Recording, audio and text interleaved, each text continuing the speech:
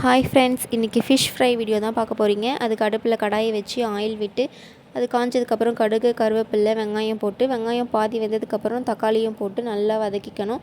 அது கூட மஞ்சத்தூள், கொஞ்சம் மிளகாய் தூள், கரம் மசாலா தூள் போட்டு உப்பு தேவையான அளவு போட்டு நல்லா வதக்கி எடுத்துக்கோங்க.